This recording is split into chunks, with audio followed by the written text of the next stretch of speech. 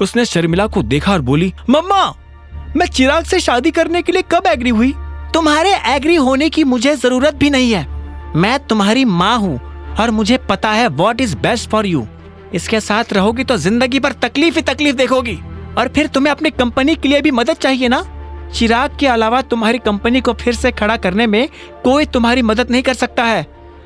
इस पर अनन्या ने कहा, मम्मा ऐसा नहीं है, मैं खुद अकरम सर से बात करूंगी, वो मेरी हेल्प कर सकते हैं। मैं चिराग से शादी नहीं करना चाहती हूँ। तो क्या तुम जिंदगी भर इस आदमी के साथ रहोगी?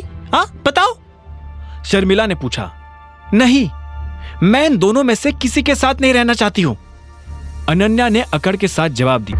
तुम्हें अकरम की अकरम सर की मदद किस चीज के लिए चाहिए? अभिनव ने माँ और बेटी की बातों के बीच में आकर पूछा। शर्मिला क्या कह रही थी उससे अभिनव को मतलब नहीं था, लेकिन अकरम का नाम सुनकर वो समझ गया था कि वो अनन्या की मदद कर सकता है। जैसे अभिनव ने इतना कहा तो अनन्या और शर्मिला अभिनव को देखने लगे, लेकिन दोनों ने उसे जवाब नहीं दिया। इतने में राजीव बोला, अनन्या को अपनी कंपनी को फिर से खड़ा करने के लिए कुछ पैसों की जरूरत है।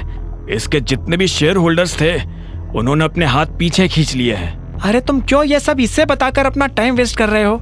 इस प्रॉब्लम में ये क्या कर लेगा? जाकर उन शेयर होल्डर्स की भी वैसे ही पिटाई करेगा जैसे उस लड़के की कर रहा था। शर्मिला ने अभिनव को और सुनाते हुए कहा और आगे बोली, तुम मेरी बेटी का पति बनकर ज्यादा दिन तक नहीं रहने वाले हो। अगर इसने चिराग से शादी नहीं की तो मैं इसके लिए उससे भी बढ़िया लड़का लेकर आऊंगी, पर यू नेवर। इतना कहकर शर्मिला अपने कमरे में चली गई। राजू ने भी फोन उठाया और अंदर चला गया। उन दोनों के जाते ही अभिनव ने एक गहरी सांस ली और अनन्या की तरफ देखते हुए बोला, तुम्हें कितने पैसों की जरूरत है? एके लिमिटेड के साथ पार्टनरशिप की जा सकती है, लेकिन अकरम सर कभी इस चीज के लिए राजी नहीं होंगे क्योंकि इसमें उनका कोई फायदा नहीं है, अनन्या ने ठंडे सुर में कहा। उसकी नजर में अभिनव इस दुनिया का आखिरी इंसान था जिससे वो इस बारे में बात करना चाहती हो। अभिनव ने धीरे से कहा, ठीक है, मैं तुम्हारी मदद करूंगा। अनन्या ने यह सुनते उसे ध्यान से देखा और बोली, तुमसे एक चीज शेयर करूं? I hate you.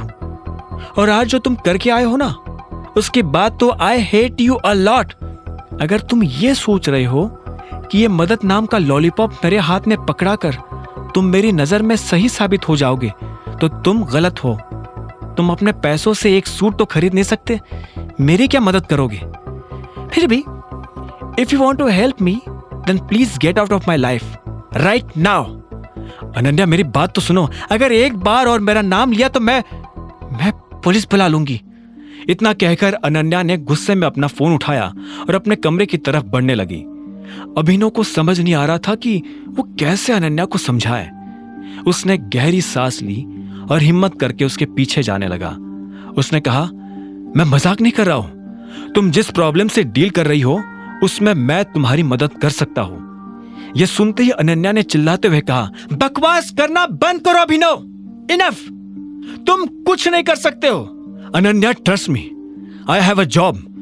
मैं अकरम सर की कंपनी में मैनेजर की पोस्ट पर काम कर रहा हूं, अभिनव ने आखिर में कहा। यह सुनते ही अनन्या को हंसी आ गई और वो बोली, ओह अच्छा, तो तुम्हें क्या लगता है कि तुम्हारी पोजीशन परमानेंट है?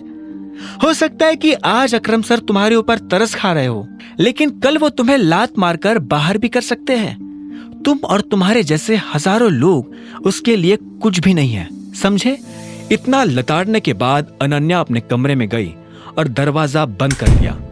अभिनव फिर से उसके कमरे के बाहर खड़ा का खड़ा रह गया था। तभी उसके फोन पर एक मैसेज आया। अभिनव ने फोन खोलकर देखा तो पाया ये मैसेज उसके क्लासमेट हरीश का था, वही हरीश जो उसके साथ डिलीवरी कंपनी में जॉब करता था। उस मैसेज में लिखा था, कल शाम को रीयूनियन है, दिए हुए पते पर टाइम से पहुंच जाना। अभिनव जब कॉलेज में पढ़ता था तो सब उसकी गरीबी का मजाक उड़ाते थे। इतने में उसका फोन बज उठा। उसने देखा कि अकरम का फोन था।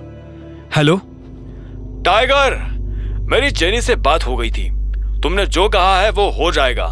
साथ ही तुम्हारा जो वीडियो इंटरनेट पर वायरल हो रहा है, मैंने उससे हटवाने के लिए बात कर ली है। अभी थोड़ी देर में वीडियो सभी जगह से गायब हो जाएगा।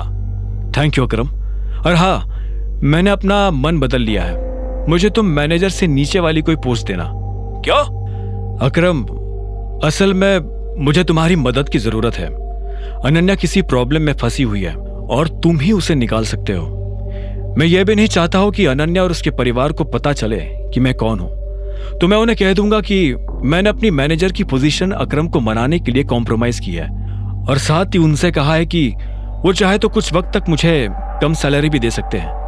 क्या बात है, बहुत बढ़िया। इससे तुम्हारा काम भी हो जाएगा और पहचान भी छुपी रहेगी।